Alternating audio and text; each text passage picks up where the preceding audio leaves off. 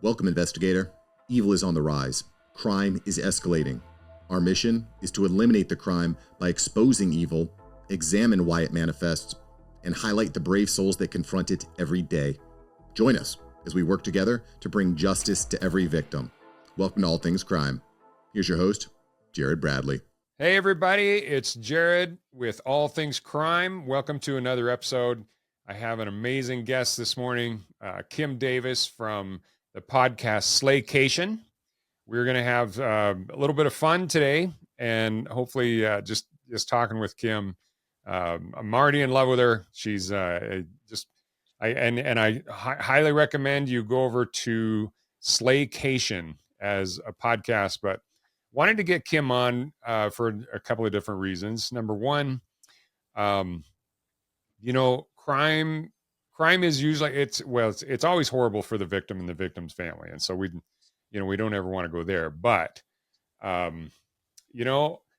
some of the people that commit crimes and do really stupid things, sometimes it's okay to just pull those up and just say, you know what, let's talk about this natural selection that's going on with some of these criminals. And I can't think of anybody that would be better to talk about that kind of stuff. We'll also get into a little more serious stuff because I know Kim in her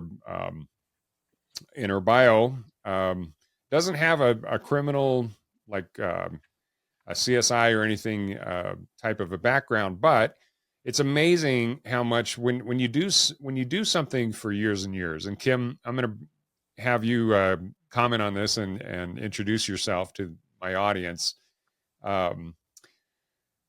When you do something for long enough, even if it's not something you've formally studied, you pick up a lot of the idiosyncrasies and just expertise. And I know you have a social worker background, and just seeing sometimes I'm honestly amazed at the evil that one human can do to another. And as you can probably see from my back, my behind me, I've got some military stuff. And so my background is the military and then sciences. But in the course of studying war and things, the amount of evil that people can do to each other is there's almost no limit to it. So I think you've seen that, especially as a social worker. So we're going to talk about all these things. And Kim, welcome to the show. Appreciate you coming on. And Thank you. What? Yeah. Why don't you tell us all a little bit about your background and kind of how you ended up doing what you're doing now. Well, first, let me thank you, Jared, for such a warm welcome. Thank you. And it's so good to be here with you and your audience. I'll say, true crime has always been something that I've always been fascinated by. And, I always joke that I missed my calling as a CSI or, in the field of forensics. I definitely did miss my calling, but I more than made up for it with the years of just leaning into my curiosity, all things true crime, all things forensic files. I laugh when I think of how when my husband and I first met, and let's see, it's over 30 years ago now, when he came to my home, the first thing that he noted was that I had a bookshelf just lined with all sorts of books surrounding forensics, surrounding true crimes, serial killers, like all the mass murderers, like the whole, 9 yards of it. And it was always something that I found truly fascinating. And I always joke and say that I am the OG of true crime. I was into it before the true crime porn of Discovery ID. I was into it before, DNA was, catching criminals. I remember reading a book about the Green River Killer before he was identified as Gary Ridgway through DNA. So me and true crime go way back. And it was just always something that I was curious while I, you know, manage my other pursuits. And just like you said, Jared, in your opening, one of the things that, you know, that sort of kept me coming back to it was just trying to, I don't know if even I understand as much as makes sense of what it is that compels people to do the things that they do to each other and to Mm, people that they purportedly love. So, there's there's a lot there. mm. Um, Yeah. yeah, Well, so it's it's fascinating.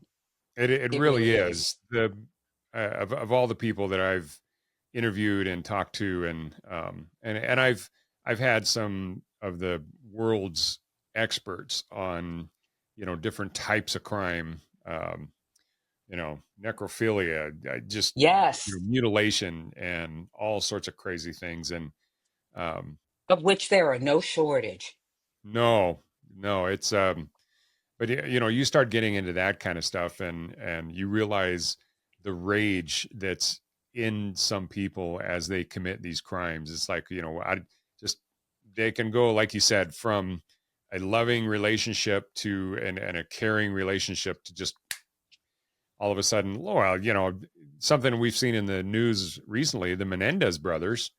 Uh, These two dudes, what they shot their parents with killed them with shotguns, which yeah, is I not. remember watching that case on Yeah. court TV a million years ago. Yeah, that's not. Yeah, and then they murder their parents with and if you've never shot anything with a shotgun, shooting a person close range with a shotgun, that's a pretty brutal. Yeah, that's a mess. Let's just say No, that. you're just literally obliterating. Like you're obliterating Yeah. Well, and then that. they go out and party for a month or so until they get caught. It's like, um, I'm not sure. We really should be letting those guys back out on the street, but um, That's it's interesting because I know that there was a lot of talk, especially now, surrounding the trauma of that I guess there was sexual abuse, there was even so. And look, I it's again, it's always fascinating to me sort of what it is that connects the dots and some people to look. I'm not discounting that they may have experienced horrible things at the hand of their father, yeah, which is the allegation, and that yeah, their mother was complicit in her non-action to do anything. But you know, to your point, they were certainly at an age where they were in a position to remove themselves, being, at the threshold of hmm, adulthood, right, um, and making such a, I guess, nuclear decision to take them both out. Um, I'm surprised that they didn't think that it was going to end up any other way than the way that it did, which was with them behind bars. And don't get me yeah, started on how they're able to conduct love lives in that situation, because I know that they were married or are married or whatever the case. I don't know. I don't know. I mean, look, and as somebody that has, worked in social work and understands, the complexities of just trauma and the things that it does to a person and how it impacts them moving forward. I get that, that there likely could have been trauma, but yeah, it is an interesting thing to take a shotgun and literally just blow them both away. yeah, Uh, and what and in a situation where they were not actively fearing for their personal safety. So in Oh, other sure. words, Well, yeah, they yeah. right, If somebody's literally abusing you in the moment, and you right, happen to have a shotgun that's loaded and is right there, then if that's the case, then uh, I'm all for it. Defend right, yourself. right, But right. yeah, past abuse. You know what? It's horrible, but as a functioning adult, you just have to remove yourself from that, and it's that's what laws are all for. And anyway, the Menendez brothers, I think, is yeah, yes, it's a complex case, but excusing anybody for murdering and um, literally demolishing somebody that they supposedly should love, their parents. But on the other hand, a father that is willing to abuse his kids, you know what? Removing him from the oxygen that we breathe isn't a bad thing either. So, Right. I mean, look, grew up in a very toxic environment myself, and I mm, understand, all too well, just, you know, that sort of just dealing with that and having to sort of navigate and sort of make some peace with that, and also preserving, your safety. And I gotta say, I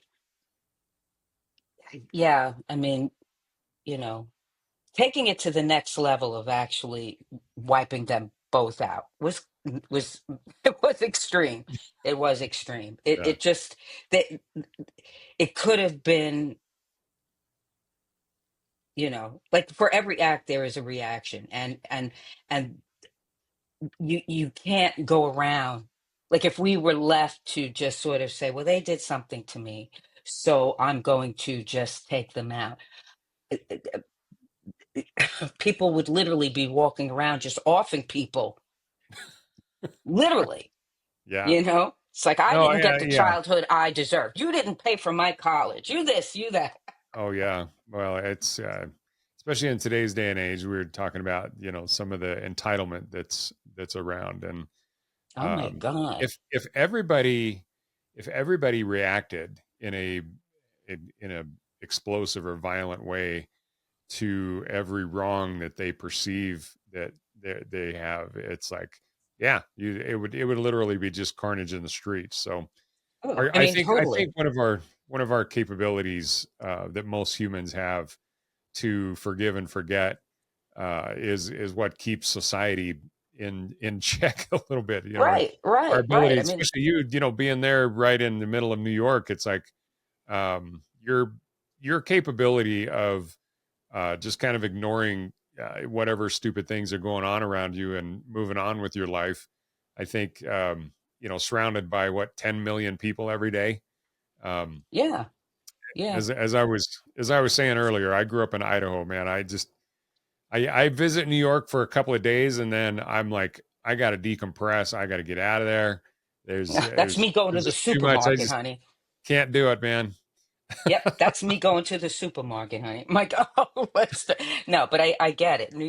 It really is that Yeah, type of just, again, you walk out, you could almost just feel the electricity in the air, the buzz, which is yeah. why it's one of the things that when I leave this city that I'm so acutely aware is just that calm.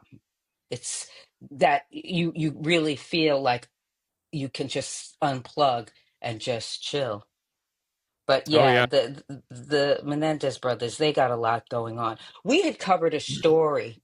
I don't know if you'd heard of this case, Jared. It was a guy by the name of Joel Guy Jr. and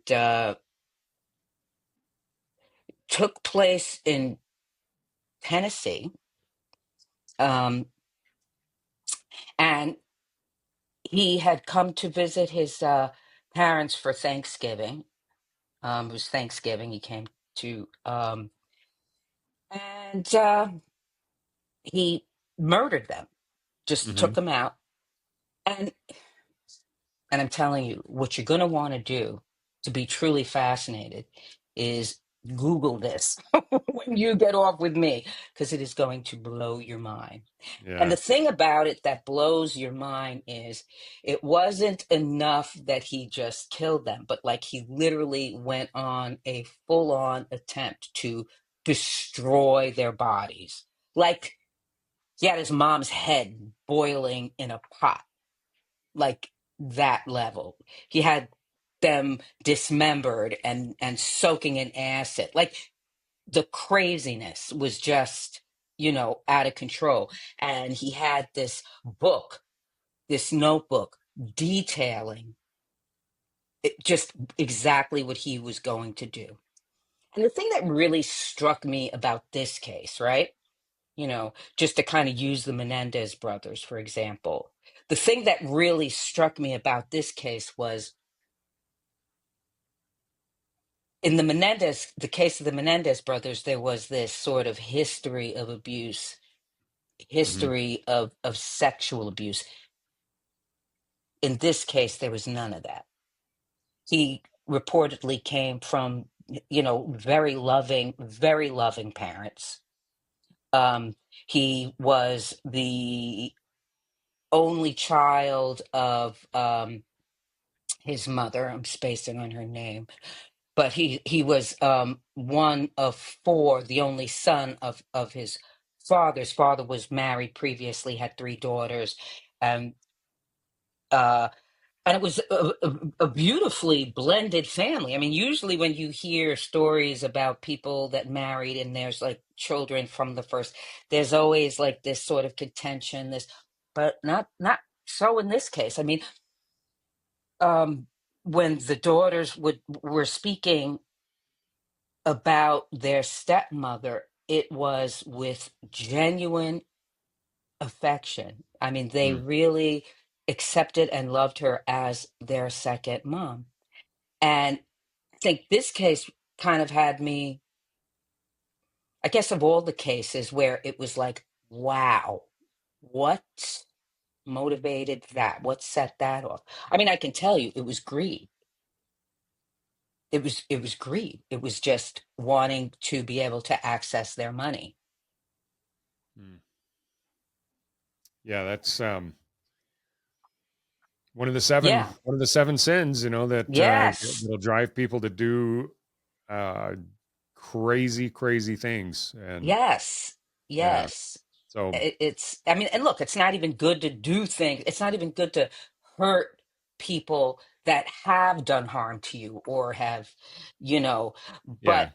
it is just absolutely perplexing to think that that he could have done this to people that have done nothing but show him love and affection and have supported him. And why? So that he could have the So house. Like, yeah, you think the only thing that they didn't do for him was give him all the money that he wanted? no, but see, that's the thing. They did. See, in this particular case, like the story was that was they were pretty much bankrolling his life. He was in he was they was paying for his college. They was paying for his living expenses in college. They were, paid for his car insurance, the rent on his apartment. He was living out of state in Louisiana. Um, Mm.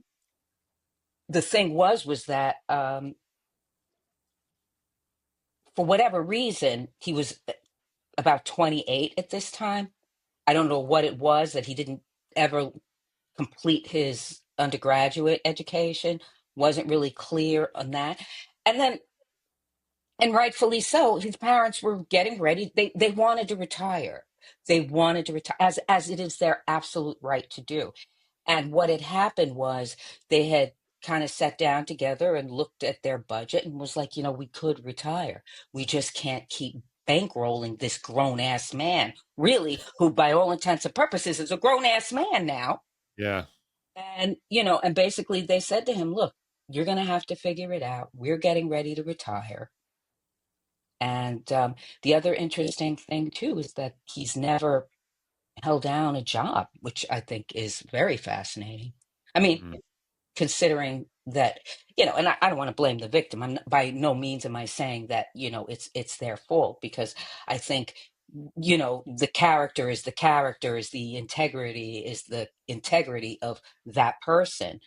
But, it does really, like, I was a little taken back by that, simply because, my daughter is away at school. My daughter is working two jobs, and not even because I'm, like, you have to, but she understands, like, I like to spend $300 in Sephora, and I can't ask my mom to do that Yeah. when she's paying for my tuition, when she's, it's like, just sort of understanding that, like, growing up means, how am I navigating myself in this world as an independent person financially?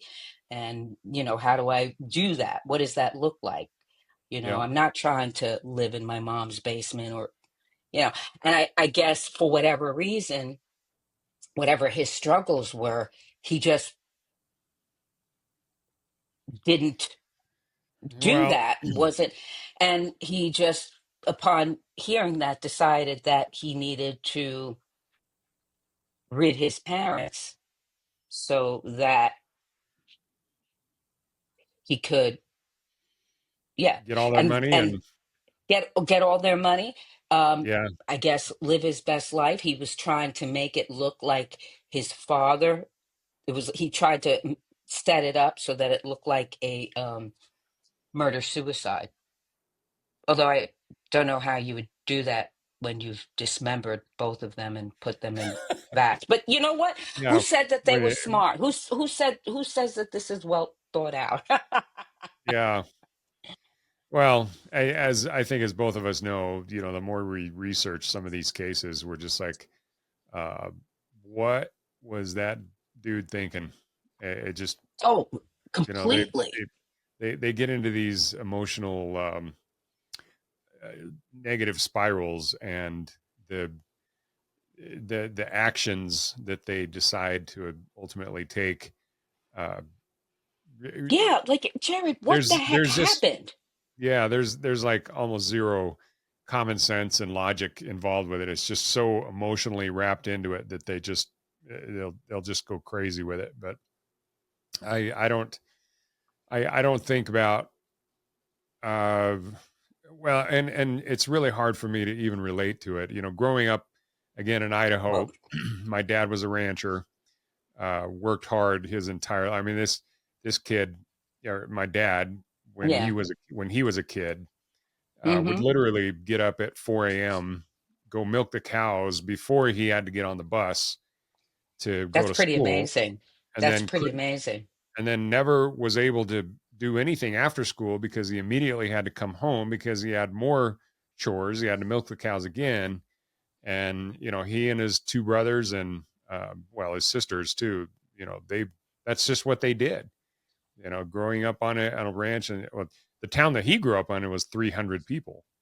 And so, that was just the life of their family, and that's how he grew up. And um, so the concept of uh, never having a job, even when you're 28 years old, and a big part of that is, Well, we, I'm sure you had a job at 28, Jared. I'm sure. And yeah, again, and it's interesting that you said that, because that's, sorry to cut you off, but I just, you spoke to something to me, just by saying, that there are certain things that, like, when I'm researching a case, um, there are clearly things that, most of it, actually, if I'm being honest, that I just can't relate to. I can't give voice to. Like, even from the oh yeah, perspective of yeah. like, having worked in social work, and there are just certain things that I just can't relate to. And it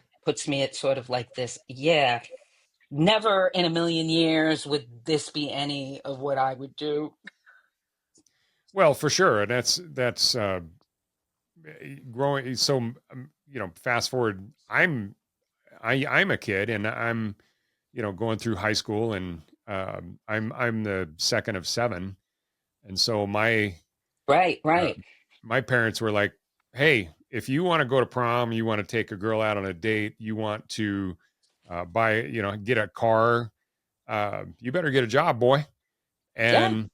And I was, in fact, I got accepted to a college, and I went to my parents and I'm like, "Hey, I got accepted to the school, and but how am I going to do it?" And my dad looked at me and he said, "Figure it out." He's Right, like, right, I've got to support all these other kids, and my family. You're a man. You're right, 18 now. right, Um, right, right. Well, he'd taught me how to work. I'd done lots of things, with yard work and working out on farms and all that kind of stuff. And so he's like, "You better figure it out, because I don't have, I can't just, shell out all this money for you."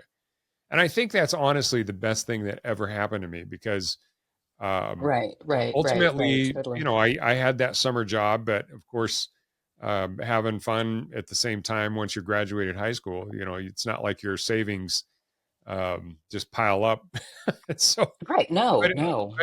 I started looking at different ways of, taking out loans and things like that, and I didn't want to be hugely in debt, and so I was like, well, you know what? I've talked to a number of military recruiters, and so I went in and I joined the Army National Guard, and that's how I ended up, ultimately doing 14 years in the Army. And Oh, wow. That's but pretty the amazing.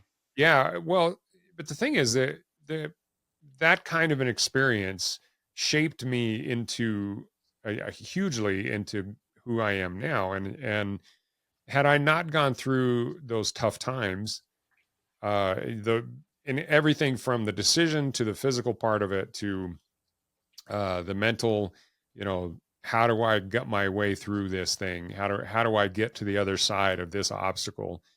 I think every single one of us has to go through some, regardless of what it is. If we don't go through that, then we end up to be just this weak, just pathetic on, and I shouldn't say pathetic, but No, just you a, could say pathetic. yeah, all right. Um, but I think again about like the Menendez brothers. What kind of stress, and I take out the fact that the dad was abusing them. What did the dad teach them? What kind of uh, yard work? What kind of uh, did they ever have to clean their own rooms? Did they ever have to do anything that they didn't want to do in order to learn it's like part of me when I tell my kids, "Hey, clean your room." Part of that is because, yeah, you know what? Sometimes it's actually difficult to get into your room because there's so much crap in front of the door that when I open the door, I literally have to shove it. So, part of that is like, yeah, this is my house, and I really don't like rooms that are just complete trash. But having three Right. teenage boys right now, Yes, that's yes. So the almost a struggle, the reality. struggle is real, right? The struggle is real. How old Yeah, are they, Jared? but at the same time, my How boys, how old they are your they boys? oh, but I have twins that are 15, and the youngest is almost 14. So, Wow. So you're in the thick of it because they are close in age too. Like that's a lot of yeah. testosterone, my friend. Oh, yeah. No, So it's you got right. No, I hear I, you. I'm full blown into the battle here, Yes, but at the yes. same time, I'm like, you know what? Grandma and grandpa need some weeds pulled. Go do it. And Right, and right, they right, and they right. can. Yeah, And they and can. it takes a little coaxing, but Isn't it true? when yeah, when they actually get into it, they know how to work. They know how to They know how to grind. yeah. And it's almost scary when you look at, and it's not just Generation X or what is it, Gen Z. Gen Mm-hmm. Z right now. Mm-hmm. I think there's the percentage of Gen Zers that have never got their hands dirty, is um, I fear for. Hopefully, I'm long gone by the time the full effect of that is around. But the problem is, I think that's been an occurrence, or for some of these people that ultimately snap, and but their entitlement and all of this, the areas of concern that most people would look at, and hindsight's always great because you can say, oh yeah, okay, well, the Menendez brothers, they grew up in a wealthy family, and they probably never learned, or never had to work, and so they developed this entitlement, and therefore when they were uh, finally reached a point where they said, you know what, rather than removing myself from this, I'm just going to eliminate the problem. Right. And you know Right. it's I think psychologically we look at some of these, the reason that some people commit these just incredibly heinous crimes. A lot of them are passion, but a lot of them are just because they just feel that they've been slighted. Right. Even though Right. you look at them and you just say, I'm sorry, but that's just life. Hmm. Look, I think everybody, and entitlement, whether you've been handed, the silver spoon or not, you have to be held accountable. I mean, Yeah, it's just the way it is. I think it's important to understand what got you here. I think that that's incredibly helpful, but I don't think that that in any way negates that you are accountable for your actions and the things that you do. right, I mean, and that's the thing. And I do think that you're right, because I think that there's certainly, you know, and especially with like incredible wealth, you know, you it, it just sort of breeds entitlement. It just breeds this, and I think there probably was a lot in the way of lacking in terms of how the Menendez brothers were parented. However, that could be for a lot of people, and that is for a lot of people. They don't go out and blow their parents' heads off, right. at the end Yeah, of the day. And I think, like every generation, ideally, I mean, I'm sure you would say that your kids have it easier than you did. And I'm sure, like with every generation, we try to, give our kids more. We try to, do more. I mean, I have an only child, and I was very mindful of the fact that as raising an only child kind of lent to it that, like, there was no precedent being set, so I got to really interact with her very organically about the choices I made and the decisions I made regarding how she was being raised. And I didn't have to think about the different child coming behind her, that, you know what I'm saying? yeah, Um, but the thing that I was always very aware of was that she needed to understand that while she was privileged in the way that she got a lot of things that she wanted, okay, she needed to understand her privilege, and she needed to understand that as she grew, and that she had to understand that she was forging a life for herself. She was creating her own independence. And I had said to her that it was her responsibility to, that if she wanted to go to college, I did. We were not really in a position that we could bankroll $72,000 a year education, like and I had said, I had said to her, if this is something that you want, yeah, and I had said this to her, when she was in high school. I said, if this is something that you want, you're going to have to work for it. You're going to have to get the grades. You're going to have to get the scholarships. You're going to have to make it work somehow, because, you know, yeah, I don't want to take out a second mortgage. I don't want to have to do all that. I'm not doing all of that. And, yeah, and I think it's important to have those kinds of conversations, especially, when you're in a position. I mean, we're not wealthy by any stretch of the imagination. You understand what I mean? But oh yeah, just, you know, just understanding that our role as parents, okay, is to prepare them, to guide them, okay? um, and let them sort of figure it out for themselves. Yeah. Oh yeah. Well, Yeah, and that was the thing. I mean, my yeah, daughter ended up, yeah, she ended up getting a very good scholarship at a school. yeah, good Um, for her. yeah, I mean, and because it's like she got the memo, and just sort of understanding that, like, you know, you are going to be left to figure this out. So either you're going to do it or you're not. But either Yeah. way, it's on you. And I think Well, yeah, I don't understand some of the mentality behind parents that literally will, like you said, put a second mortgage on their home in order to send their kids to a school. It's like, holy crap. First of all, I don't know how they do it, but financially. But second of all, it's like, what are you teaching your kid when you do that? And when you pay for them to go to, if and they have no responsibility in it. They haven't had to, like you said, do the extra work to get the better grades in order to get the scholarship.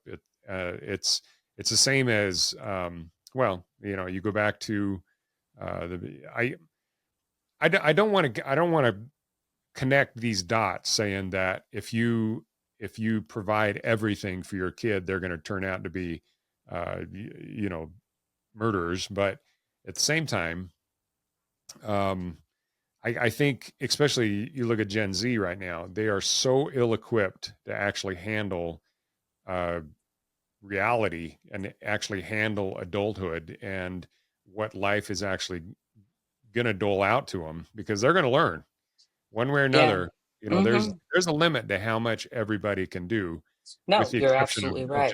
just a few. But the problem is when we don't prepare the kids for actual reality, then once it actually hits them, then I think there's something about that that snaps in them. They're like, I've been wronged. Somebody that uh, some of them go one direction. They go, well, I was not taught well, and so I better hurry up and learn and figure this thing out. And they actually go the way of the responsible adult. And fortunately, that's, I think, 99% of people. Right, But right, then right, there's those other ones that you see that are in the McDonald's screaming at the people behind the counter, right, and pushing the napkins over and knocking stuff off of the shelves and screaming and yelling and saying, "Where's my ketchup?" right, And right, right, those are the people that you just look at them and you're like, "What? Whatever went wrong in your childhood and in your life so far?" Um, yeah, but they were clearly not taught that life is not fair. And but those are the types that I think are in the category of the Menendez brothers, that they're willing to take it so far. And when once they actually snap. um but it's, I think a big part of it is they just have such uh, a wrong perception of what life is about, and they just don't right. get it. So, Yeah, yeah. yeah. I mean, I think it was very clear to me that they came from just great wealth, and I think that when you're in an environment where there is that kind of access to wealth, it really does distort your perception of the world because you're not.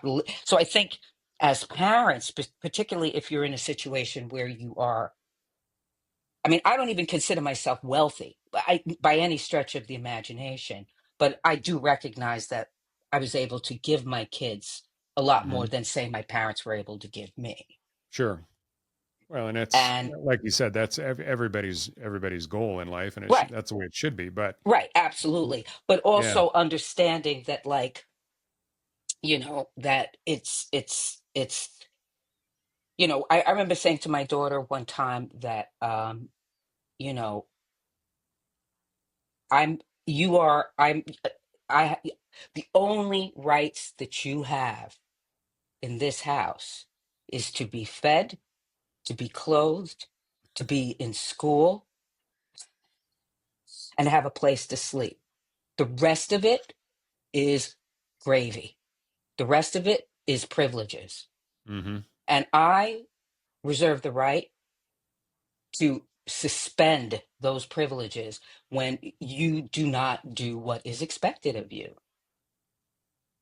It's that simple. Yeah.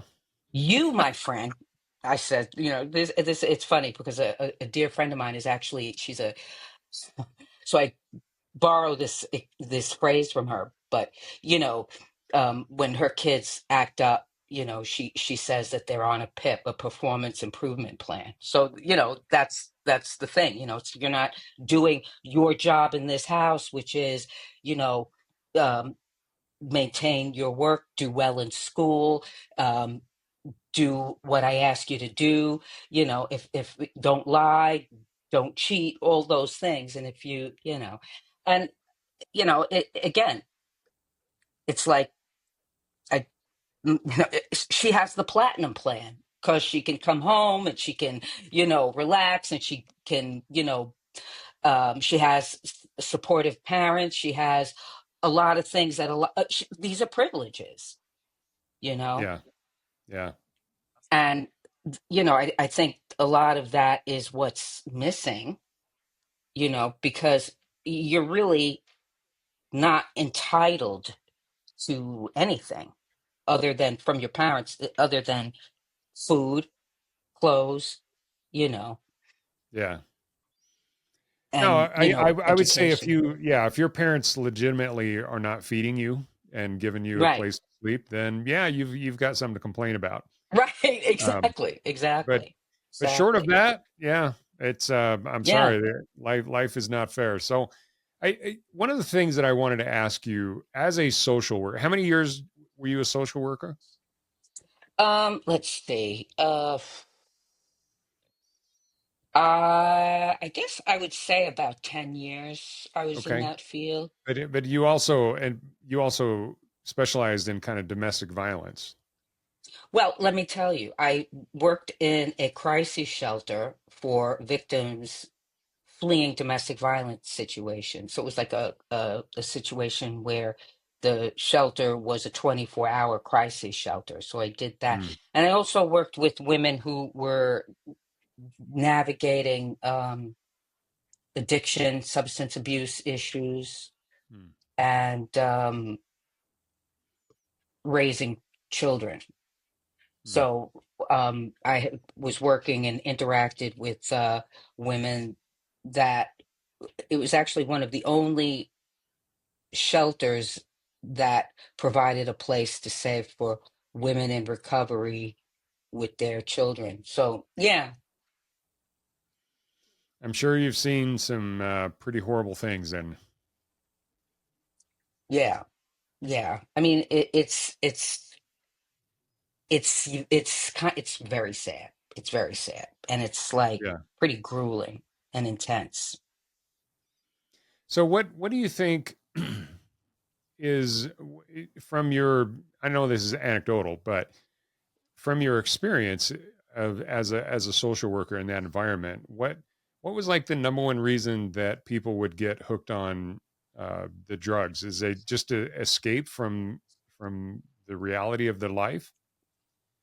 The interesting thing too is the one thing that I recognize about like addictions is that it knows no socioeconomic, um, it knows no bound. It is something that can happen to anybody. And it Hmm. does, whether you're, a six-figure person, making a person making six figures and have two houses, or a person that literally doesn't have a pot to piss in. Um, Honestly, I think a lot of it has to do with your makeup genetically. I mean, there is a connection genetic wise. Often, it can be traced back in some way to um, DNA genetics. Um, and I think also too, it can be set off situationally. Like, what is it that's, setting it off, Is it, a lot of it is an untreated mental illness. A lot of it is self-medicating, undiagnosed depression, undiagnosed anxiety. I think there's a lot of that. Hmm. And then, Interesting. yeah, and it's just like there's lots of different levels to it too, And you Yeah. have people that are so deeply entwined with their addiction that, you know, they can't seem to free themselves of it, you Yeah. know. I mean, I Well, I I, I know people that have addictions that are like these very strange people in the sense that they're stealing and well, I mean, I don't know how strange that is, but but there is that s- you know yeah. fragment of and then you have people that successfully resolve their addiction and move forward in their life clean. Yeah. I've always thought that God created us in nearly perfection, with the exception of one one major vice.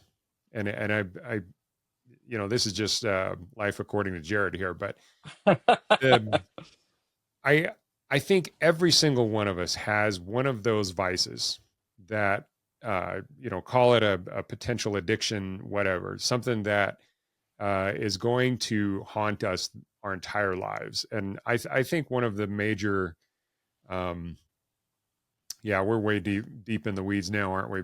Yeah. Uh, but We're in it, yeah, Jared. here we go. All right. Um, but honestly, I think that whatever that vice is, I think in order for us to actually be a functioning adult and be able to actually thrive, you have to harness. Yeah, and you'll never fully overcome it, but you have to harness and uh, put it in a cage so that it doesn't destroy your life, because otherwise it becomes the monster that ultimately brings you down. And I think whether it's greed or whether it's Hmm. you know addiction to substances like alcohol or drugs, whether it's addiction to pornography, whether it's addiction to something, there's Yeah. something out there that, and maybe it's entitlement, maybe it's the inability to figure out who's responsible for your life, that those kind of things, whatever your vice is. um I mean, all of us have lots of vices, but I think there's always going to be one major one that the people that, like you're describing, the people that are addicted to the drugs and end up in a shelter. Hmm. um, they're, especially the women that are abused by their husbands. Hmm.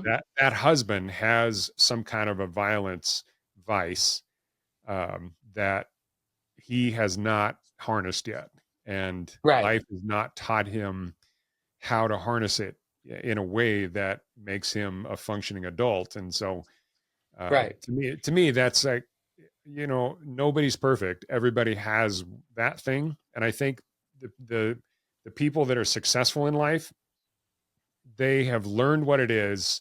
They have either been able to flip it and um, make it an asset for themselves, or they've been able to box it and cage it in a way that it doesn't destroy the rest of their efforts. And I've just I think I know what mine is, and I think I've got a decent handle on it. Um, but like I said, every single one of us, I believe, has one of those major things. And until you find out what it is, until you harness it, or control it and not let it control you, then you'll never fully reach the point where you are. And I think, unfortunately, there's far too many of us that in today's society where we're not constantly, I mean, you think about it, especially if you've, I don't know how much travel internationally you've done, but and you probably don't even need to travel internationally, but the United States especially is such Hmm. a we have so many conveniences that Right. uh, our ability to um, live a life of complete I don't want to say luxury because that means something different to everybody, but 99% of us, and it's probably 99.9% of us have never really been hungry. Right. Right. You've never actually had to fight on a literally day-to-day basis on where your next meal is going to come from. And the people that are homeless and things like that, a lot of them are homeless because they choose to be homeless, and not because they're forced to be homeless. It's there's help out there. And I think with our country, we're so blessed that we are capable of providing for all of our citizens. It is absolutely unparalleled, because when you travel internationally, and I've gotten around, Yeah. a With the lot of different places military, in the world. yeah.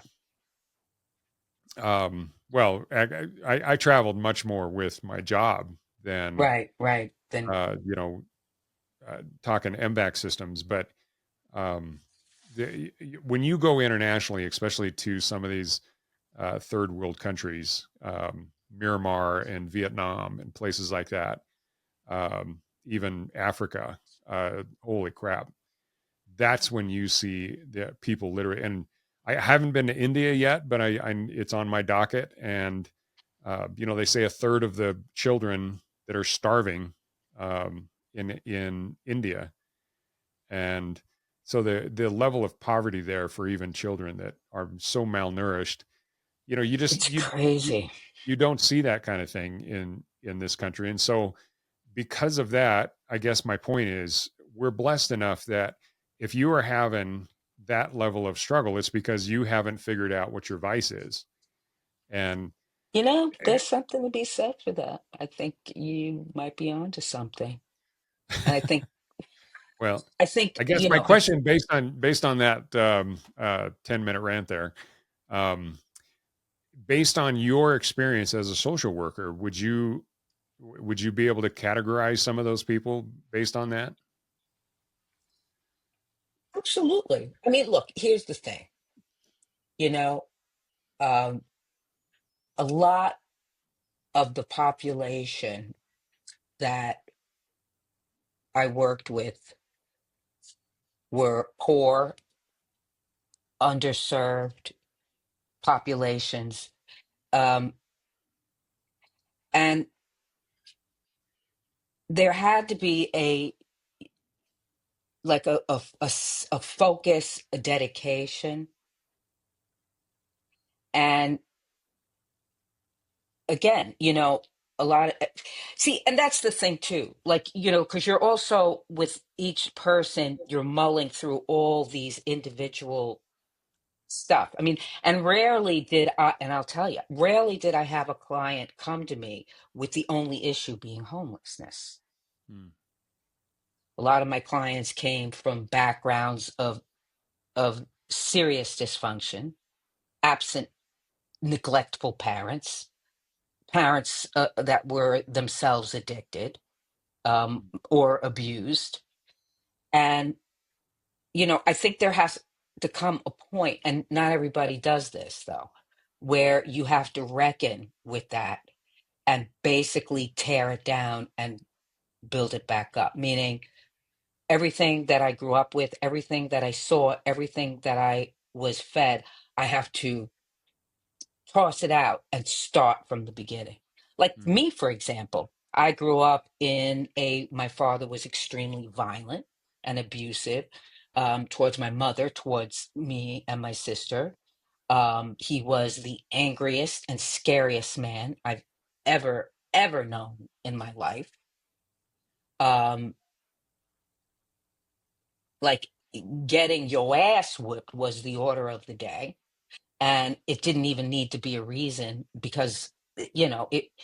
And so I grew up being afraid, and I grew up being sneaky because that's it wasn't. So I understood that as I grew up,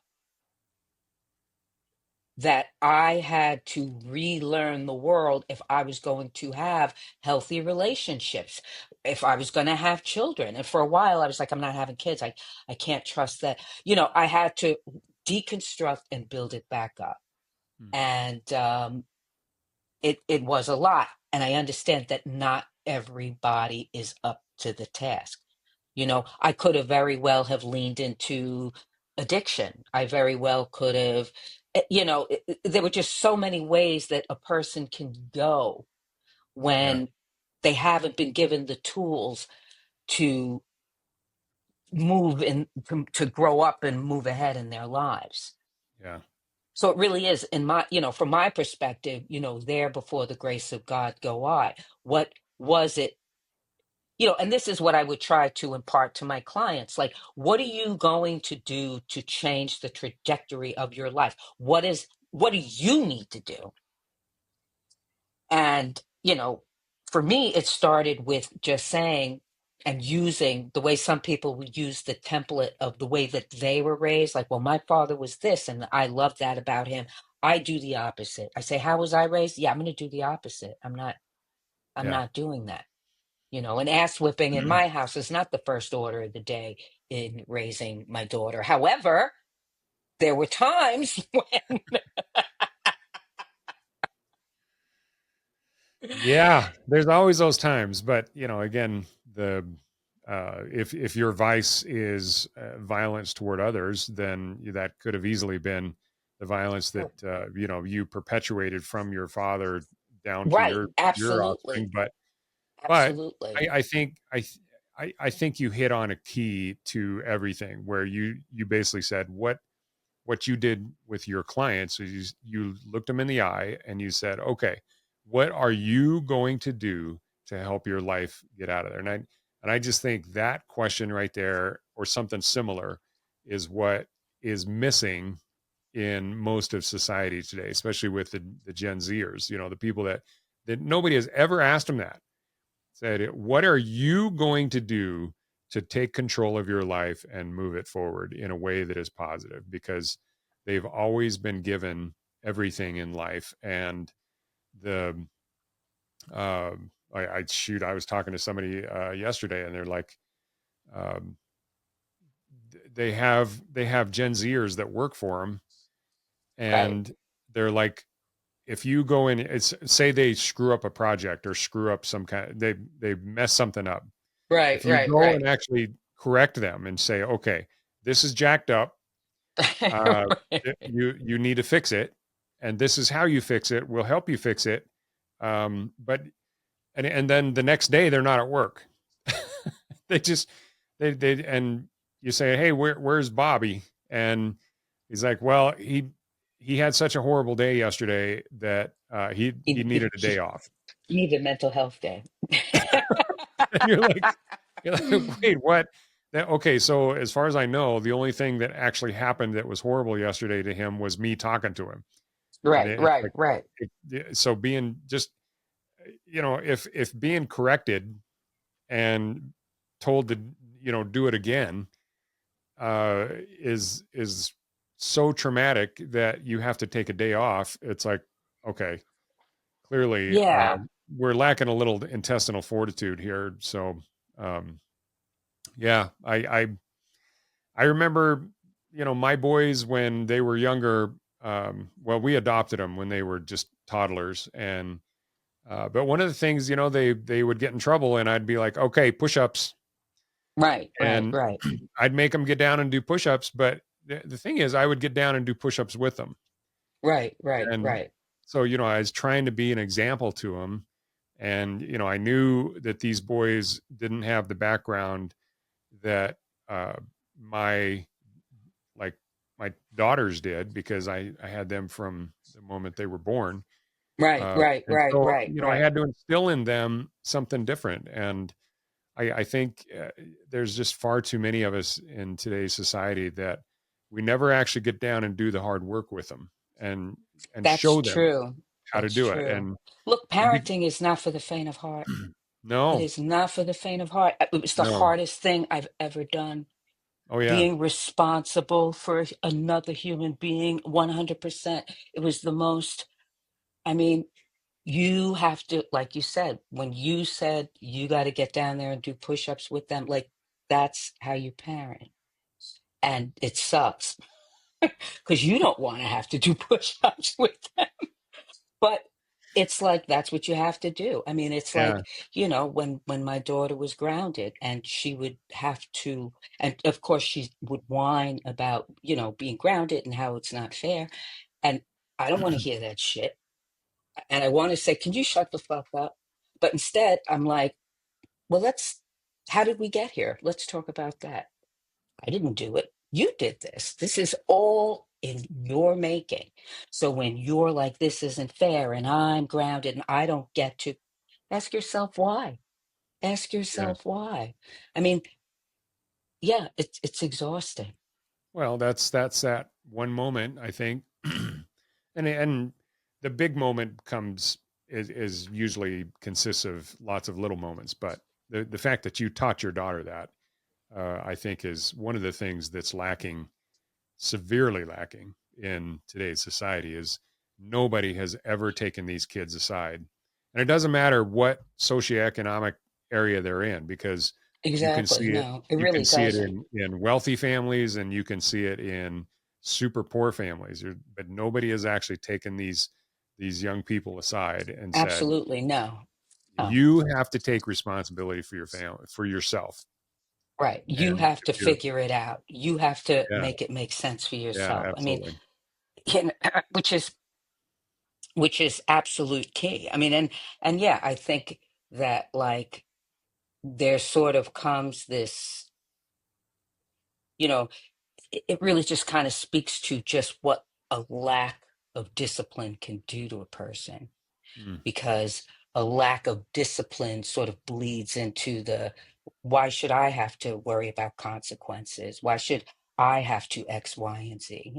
Like I think that in the world of the wealthy in particular, you know, everything is so accessible that you don't necessarily have to think about the grind of getting things.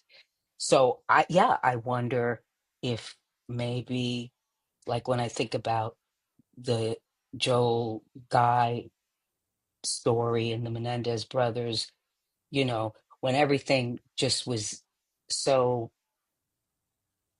just there, and then suddenly or in some way you're, you know, it just you're thinking of and it's crazy because you're thinking of the most in what they perceive to be the most convenient way, but none of it has to do with what they can do. None of it has to do with what they can do to move forward in their lives. It's it's like I can finish school, I can get work, I can live my life while my parents retire.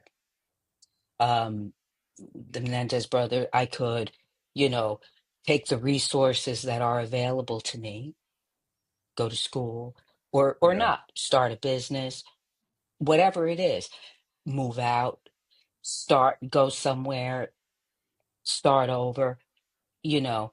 Instead, it's not reflective. Like there's no self-reflection here, which is so important, and that's another thing with, that I'm all about. And I think, I think it's part of my social work background, but even not, I've always been a person that is about self-reflection. And it's always something that I've encouraged in, my family, my kid, let's take a look at your actions. Like, because it's easy to look at what the other person is doing. It's easy, but let's look at ourselves, because at the end of the day, that's where our control is what we do and how we choose to show up in the world. And, right. we have control over that. Well, yeah, Thinking, and The interesting thing is that you said the wealthy families, but I think what you just said applies across the entire board. I don't care. Well, I'm sure you're very familiar with Les Brown, and No, no, tell me. Les Brown, how he's got to be in his 70s or 80s now, but he was born in the World War II era, Huh. but him and his, I believe, his twin brother were literally born on to a single mother on the floor of a vacant factory. So, and he was raised obviously in you can't get any more lower circumstances than that. Right, right. People And raised by wolves would have had a better outcome than I know, I hear you. I hear you. yeah, Like, so, but he, um, and it's been a while since I've actually read his story, but he's built an empire, and he's a motivational speaker now. And I think he's old enough that he's retired, but right. I know at least his son has uh, gone into the same business. But they're yeah, you got to look up Les Brown I will. because I will. but Ben Carson, he's the same way. He was in pretty Yeah, humble he circumstances, and yes. um, Yes.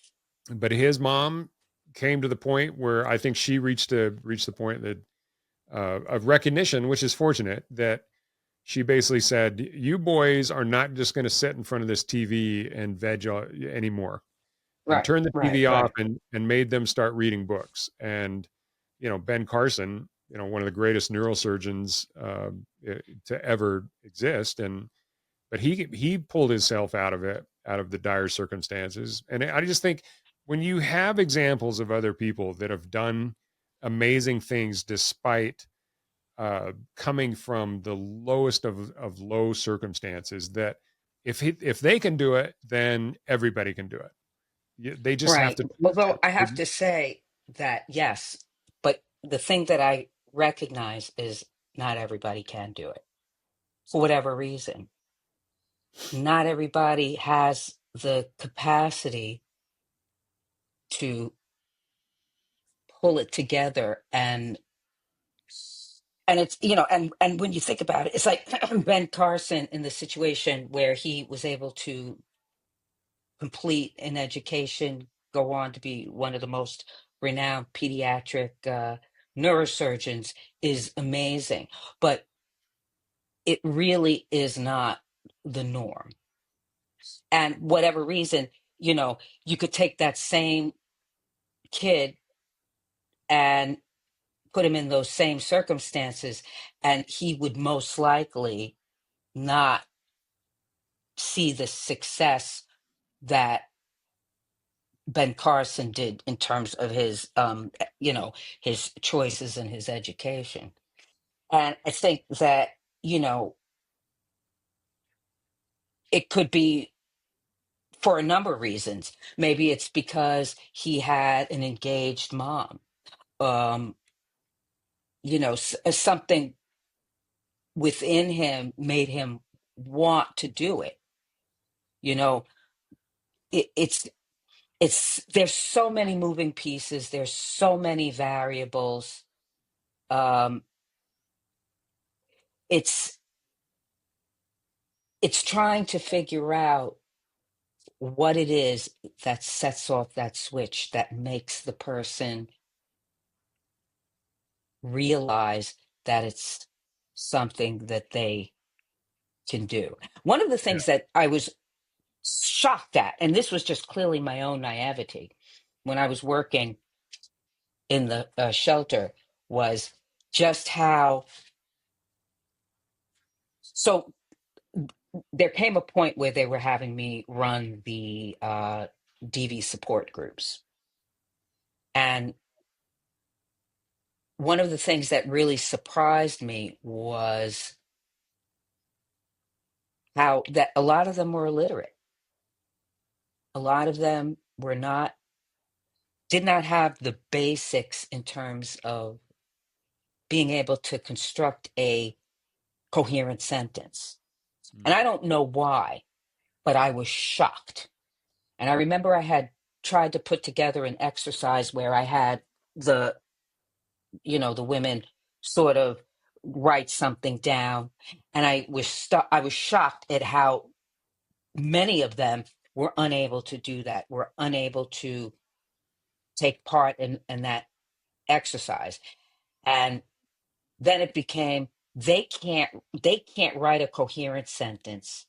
They now have these kids that they're here with, and they're fleeing a situation. How are they going? I mean, it's not to say it can't be done, but Yeah. unfortunately, it's more the norm that it isn't done, that they somehow teach themselves to read and, you know, move in the world as successes, raise children that are, so it's just like there's so many things, there's so many factors, you know. Um, and I know that I would really try to encourage them to really try to educate themselves in the way of being able to read, being able to, because what a drawback that is. If you're going to sign the lease to an apartment and you can't really, and you don't have the faculties to look at the lease and really understand, then you're already moving in the world at a disadvantage. Yeah. Oh, sure, for sure. So, But yeah. yeah, So, a lot so, of that though is you think about, again, let's go back to Les Brown. Um, right, some point in his young life, and I think this has to happen in their younger areas, like the women that you're talking about, they're already so deep into it that they're probably going to need help from society for the rest of their lives. But their children, at some point, they've got to look at their children and say, this kid still has a chance to avoid the life that I have. And the way to do that is to turn the TV off, you know, unplug the internet, get them educated in a way while they're younger, so that, like Ben Carson, for example, he always says that because his mother forced him to turn the TV off and start reading books, he developed a love of reading and a love of learning and that kind of thing. right, And that's, right. yeah, you can't, you I you mean, can do what you can with people that are already in the shelter right, to right. help them, but the kids that are in the shelter with them is where, society needs to focus on, because that's by that time, yeah, it's Right. I mean, really. it's, one of the things too that was also very interesting to me was that a lot of the women that I worked with too were in the foster care system.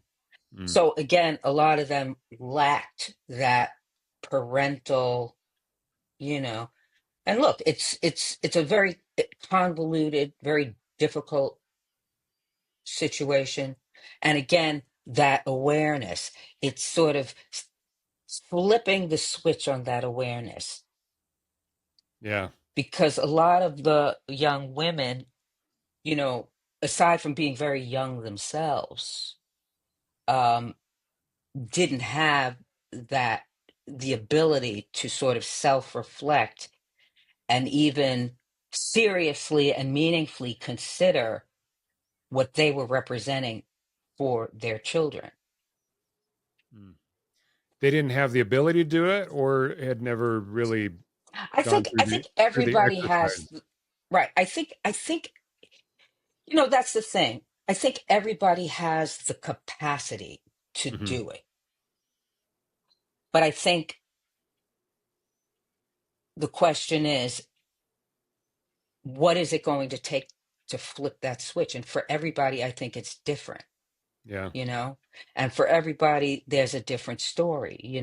For some people it's trauma, for some people it's the trauma of abuse, it's the trauma of neglect, it's the trauma of growing up in systems that really were not designed to really help. But really just to hold you there until you were of age. Yeah. And having worked very intimately with women, and every now and again, you had the woman that came in that, I remember one woman in particular who was like, really a light, the switch was flipped for her, and she wanted to get into school. She wanted to start her schooling. She wanted to set her kids up. She wanted to get her apartment. She wanted to remake herself. But most of the clients were beaten down and depressed. And the switch for them was just off. Mm. And a lot of them would go back to the abuser. Mm-hmm. And a lot of them would just wait until they could secure housing and move out, but not really do anything to take the wheel in terms of making things better for their lives and their kids. And and look, I mean, it's again, it's a very, so what I'm saying is that, like, the Ben Carsons and the Les Browns are actually more, in my experience, the exception to the rule, because for whatever reason, you know, most people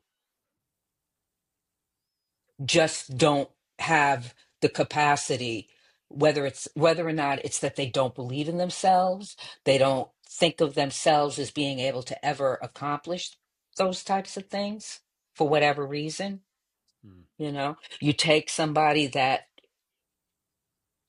has a fourth grade education, and are they going to really see themselves as completing, I'm not even going to say college, because you could, you know do you could, work for the MTA and answer phones, and you'll get benefits, and Yeah. that's the thing. I mean, that's even something that, like, when my niece was like, I don't know, I don't really want to go to college, I was like, okay, well, you don't need to. That's not what this is about. It's, what are you going to do so that you can take care of yourself, so that you don't have to worry or be dependent on anybody or any system to have your needs met, because ideally that's what you don't want. Yeah. Well, and I think when somebody like you, who is in a basically a position of authority, or at least you're on the outside looking in, and you pulled some of the people in the shelter aside and said, "You can do it. I believe in you. You Hmm. have the ability. You may not see it right now, but I see it, and you have the ability Absolutely. to pull yourself out of this situation." And there's a huge difference, and between education and schooling. And I Right. think there's far too many people that look at the answer of schooling, whereas school, there's lots of being in the forensics world. I tell you what, there's a lot of PhD types that I've met that are complete idiots. Oh, And yeah, yeah, they're absolutely. You they're know, uh, lucky to be functioning. So right, right, schooling is not the answer, but education is. And right, no matter how you get it, you have to get educated in a way. And what I mean by that is, well, it's pretty obvious, I think, but you have to be able to read and write. You have to be able to communicate. You have to be able to do the basics. You don't need to be able to, uh, go into figure out, advanced calculus. That's not going to necessarily right, help you in life. right. No, no. But yeah, being able to write a coherent sentence, that's something Yeah, that exactly, is, exactly. but it's right there, and it doesn't take a massive amount of effort to do that. So, all right. Well, anyway, I just so that I don't have you all day. Although I tell you that Yeah, this conversation is fascinating, and it's one of those Isn't things it where though? It really, I yeah. yeah, we're It's gonna just like solve. peeling back the layers and Yeah, just, try to, but I think like that's what an interest in true crime for us, Jared, does, because we're always sort of looking at it and just kind of yeah. doing the Well, Rolodex. I mean, I don't know if people even know what Rolodex are anymore. Just the shuffling through like all the, like what's happening here, what went on here. This is what you could do. This is what you shouldn't do. yeah. How did we get here? It's like and I think like that's the ultimate question. How did we get here? Well, and I think also, um,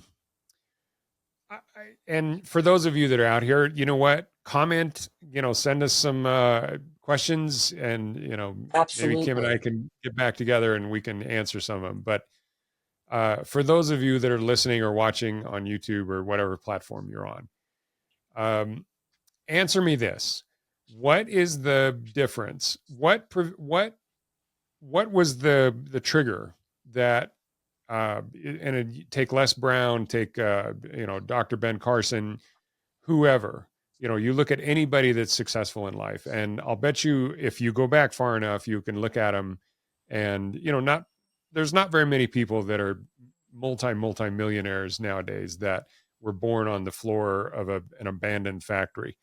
So if you look at Les Right. Brown, what what was why is Les Brown a multimillionaire instead of being a serial killer that is in prison? Because Right. he could have gone either direction. Yeah. And No, if absolutely.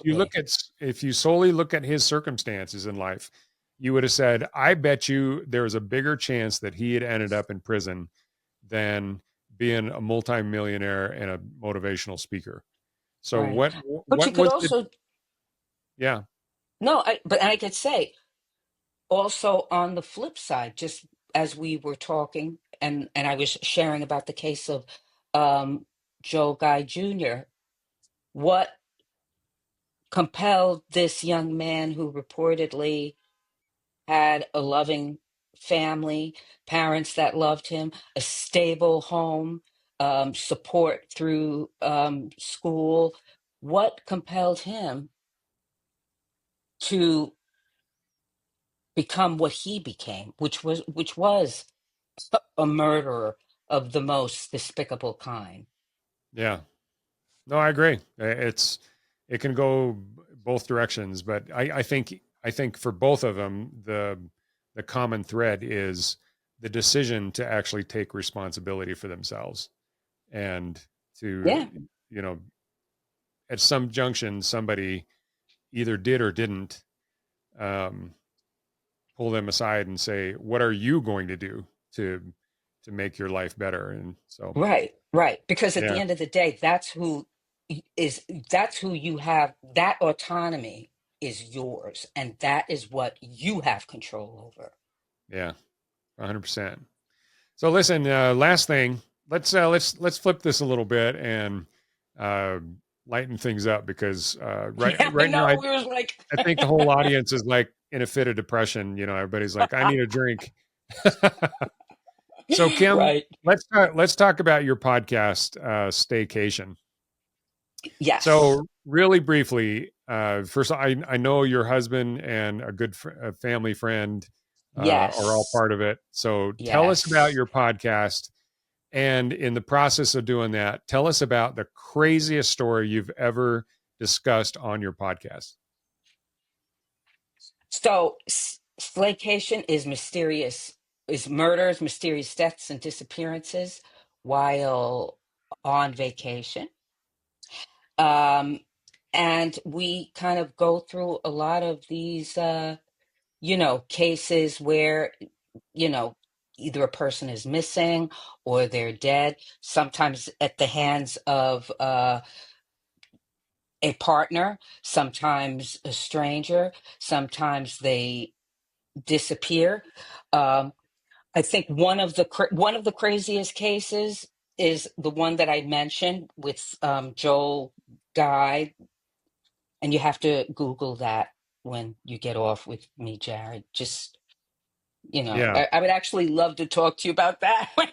But that was Well, we've crazy kind of hit on because, that one. So bring up another yes, example just to give a little yes, flavor to it. right, right, right. But the other one I was going to say was, and this was more popular, but I realized I didn't know all the details, and we covered it pretty recently, was the North Korean case of Otto Warmbier, who went on vacation, who took a trip with a tour guide, with a tour group to North Korea, was detained for reportedly attempting to take a poster on a secret floor on a hotel where he shouldn't have been. Meaning that this hotel had a floor that wasn't open to. Did you hear about this case at all? Yeah, I did. Yeah. Crazy. That was crazy to me. And that was crazy to me. And I'll tell you why, Jerry. Because North Korea. And then I went down this rabbit hole of all things North Korea. Yeah. And I had read this book called Nothing to Envy, which way back, even before I did this case. So I always was, and again, I'm very curious. North Korea, I'm very curious about that. The Kim dynasty is fascinating to me. How that exists is still fascinating to me. How it's still there is fascinating to me. That to me is, I guess, one of those cases of how poor Otto, I am flummoxed by how that happened to him. Like, what happened? Oh, well, okay. Um, Having traveled in a lot of different foreign countries, Right. um, if you, I, I'm sorry, if you um, are traveling in a foreign country, uh, I mean, my thing is like, it doesn't matter if I'm going to China, if I'm going Right. to South Africa.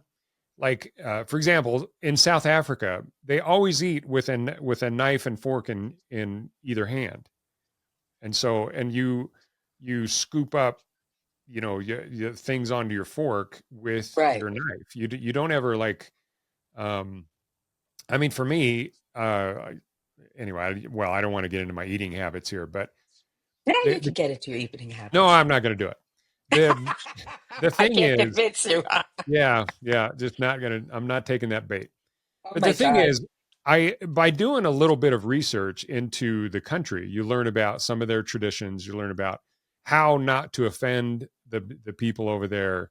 Uh, Yes, like, absolutely. Yeah. And there's um, a lot of rules there. yeah, well, and I go to I lived in Japan for a couple of years, but nowadays, um, the Japanese people are extremely reserved, and Yes. talking loudly on your phone on the subway is considered extremely rude. Yes. Making a TikTok video in the middle of the subway is considered just absolutely stupid. And yet there's Not all doing these that. Americans that go over there and they're doing pull-ups on the bars and, Yes. acting like just complete fools. Right. Um, and, y- you know, with just a little bit of research, it doesn't take much to understand, how to actually fit in, how to enjoy the country, how to see things and enjoy it and not get yourself in trouble. Well, to Do me, you think Otto was up to some shenanigans? well, the fact that he's got a poster, an anti-government poster, Yeah. and Well, yeah. goes on to a hotel floor that he knows he's not supposed to be on. What do you think is going to happen, moron? Yeah, look, I gotta say, Jared, that is, you'd really, really have to understand the culture. It's like know your audience. Yeah. Oh That's yeah. that's key. And again, that just speaks to sort of like even like the privilege of our kids. You know, um, I'm always like, I always tell my kid, like, pay attention to your surroundings. And the best piece of advice that I can give you, and I said this to her, is don't be stupid. Don't be stupid. And you'll know what that looks like. You'll know what that looks like. Because if you're thinking of doing something that you know you shouldn't be doing, then you're getting ready to do something stupid. Yeah. Well, again, And unfortunately for Otto, um, you know, that one knuckleheaded prank really cost him. And I don't think, again, we really, people, particularly young people, I understand consequences. yeah. Well, that And that that, goes all the way back to the whole conversation that we've been having is, yes, you know, exactly, the exactly. the kids that have never had to actually do a push-up, never had to actually pull weeds, never actually had to go without internet for a day, have no concept of, you You're know what, right. if I go into this dictator level uh, country on vacation and take a political poster that's against the dictatorship, Yeah, I might get in trouble. right. And if Otto, you you said poor Otto, I'm like, no, Otto's No an idiot. sympathy for Otto.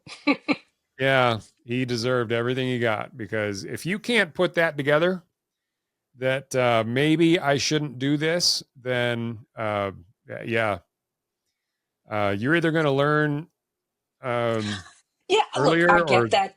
Yeah, look, I get that, Jared. I guess my thing is that, I'm not so much me, but a lot of 20 something year olds like are kind of knuckleheads. Hmm, And I think if anything, you know, Otto is that cautionary tale in the sense that, you know, that being a knucklehead can be, fatal. And, you know, I wish that most knuckleheaded 20 something year olds have the grace of a second chance or an hmm. opportunity to learn from their mistake. And I Yeah, say poor Otto because I'm like, he really didn't get that opportunity. And of course, I'm sure you'll agree, he didn't deserve what he had, what happened to him. He didn't deserve that. He didn't deserve to, you know, have to die yeah, because of a silly prank, which is what it was. I mean, you know, nobody got hurt except him. Um, yeah. No, it was I it agree, was but it, it was it was a knuckleheaded it was a knuckleheaded thing, and it's sort of like there before the grace of God go I. I We all know knuckleheaded teens, young adults that you know, there before the grace of God, they were able to come out on the other side of it. oh, And believe the me, one thing that, yeah, yeah, my guardian angel has had to work overtime with some of the right. knuckleheaded things. But at the same time, you're like, well, it's like that story that I was telling you about the Chinese lady that was in safari in South Africa. Yes, That, yes, my friends over yes. there was, you're in South Africa, you get out of your car and walk halfway toward a pride of lions to get a picture, and then she turned her back on the And she pride. became, lunch. Yeah, yeah, they like, oh, you know what, free meal.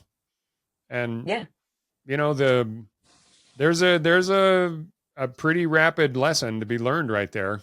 both to this, the lady that got eaten, and Yeah.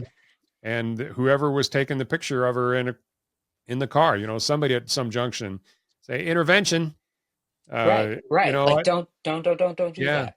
No, I remember in that same trip, this friend of mine who was working with the South Africa Police Services, and he took me out to this place where they feed the lions. They literally have a side of beef in the back of a trailer, and the worker pulls up, and it's like a big circle.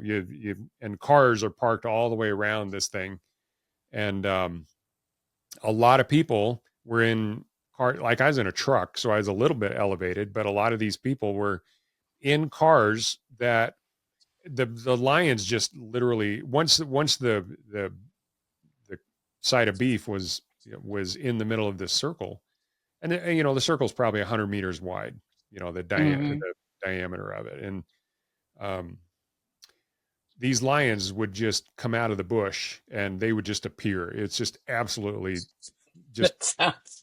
majestic watching them come out of there, and they'd come out of nowhere. And these lions, like even the female lions, would Hmm. literally, if you're sitting in a regular sedan, you would look these lions straight in the eye. That's how big these animals are. And a Right. lot of these people had their windows open. Yes, I've seen that. That's Yeah, and it's just crazy. like, are you stupid? These lions, if they literally wanted to reach into your car and sink their claws into your chest, they could pull you out of that car that fast.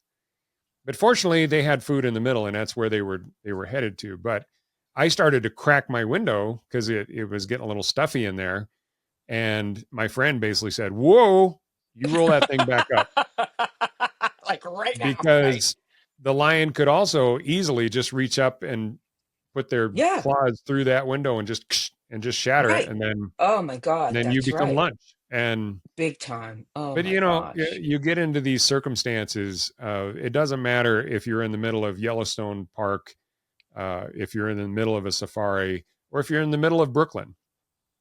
There's things that Right. can there's things that can get you in lots of or Yes. go into some Yes. really hostile area like North Korea, and if you do something stupid, you can end up really dead really quick. And Yeah. Well, it's not the it's place really, like, yeah, to your point, it's not the place to hone those yeah, knuckleheaded chops. Like it's it's just not. It's not. It's not. yeah. It is not. Um, you know. I think also too, a lot of the other crazier case, some of the things that I noted too is how many of these cases there were, particularly where there were the partners involved, is the red flags, like the many red flags that sort of was a sign of things to come, Hmm. you know. Yeah. Well, And so I'm always the first to say, yeah. if you're struggling in your relationship, maybe it's not the trip.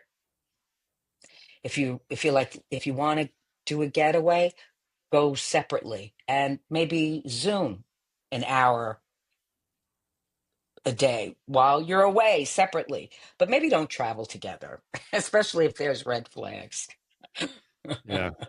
All right. Well, Kim, again, yeah, these kind of as much as I want to solve the world's problems on today's episode of All Things Crime, I don't think we're going to make it. I So know I don't think we're going to be able to yeah, do it, but I think but we're off to a good start. yeah, I think so too. We're 98% there. Yeah, So exactly. all right, Kim, thank you so very much for coming on, and we appreciate everything that you've brought to the show today. Jared, Again, thank you so everybody, much for having me. It was so much fun. yes, ma'am, absolutely my pleasure. So again, go to the podcast Staycation, uh, Slaycation. Remember SLAY, Slaycation. Slaycation. You're right, not Yes. Staycation, Slaycation. So as in getting dead. So, While on, or mysteriously disappeared while on vacation. well, a lot of times the same thing. So, um, Yes. what platforms are you on? You can find us on Facebook, Slaycation. We have a group, Slaycators Only. Come and join us. And Instagram, Slaycation WTF, one word. And if and yeah, and I'm also on That Girl Knits because I am a compulsive crafter. So if you like pattern ideas, you can join me there too. Yeah. All right. Well, everybody go join those and link up with Kim on all these social media platforms. And I'm assuming you're on Spotify and all those others. Yes, where you can find us, Slaycation, on anywhere you get your podcasts, Apple, Spotify. Perfect. All right, Kim. Well, tell everybody hi for me, and I sure will. next time I'm in Brooklyn, we'll have to go do lunch. Yes, let's do it. Thanks for joining us. Your attention today brings us one step closer to exposing and eliminating the evil that brings crime to our communities. Hit subscribe and share this episode. Together, we will bring justice to every victim.